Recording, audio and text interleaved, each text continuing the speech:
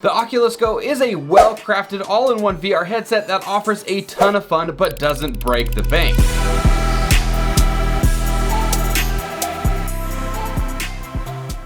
What is going on, everybody? I am Aaron and I'm from HelpCloud, and on this channel we focus primarily on basically anything tech related, so if that is any interest to you, consider subscribing. Included in the box, you're of course going to find the headset, one controller with a leash, that way you don't end up sending the controller across the room, a AA battery, some documentation, a eye ring to make it a little bit easier if you end up wearing glasses, a charging cable, and a charger. The headset does offer up to a 2-hour battery life, but of course can be recharged using the supplied USB charger and plugging it into the micro USB port on the left-hand side of the headset. The headset also does have some built-in speakers that are in the OK range. However, if you are looking for a more of an immersive feel, or you don't want to bother anybody with the sounds coming from the headset, you can plug in your own headphones using the 3.5mm audio jack next to the charging port as well. The headset is actually quite comfortable to wear at only 468 grams. It does have 3 adjustable straps, one on the left, one on the right, and one on the top to make sure that you can meet your dome's requirements. And speaking of requirements, you do need to have a Wi-Fi connection and a smartphone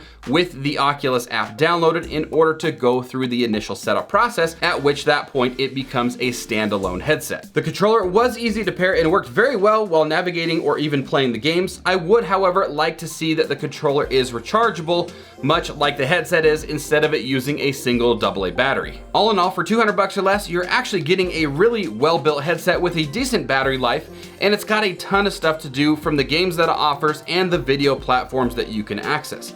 Now, if you are looking for more of a richer, true VR experience, you are going to want to skip the Oculus Go and upgrade yourself over to the Oculus Quest, as it will give you that more rich VR experience that you may be looking for. So with that being said, the choice of course is yours. That is going to wrap up today's video. Thank you all so much for watching. If you like this type of content, be sure to give the video a share and a thumbs up. Also, don't forget to hit the subscribe and ring that bell for future uploads, and we will see you on the next one. Peace.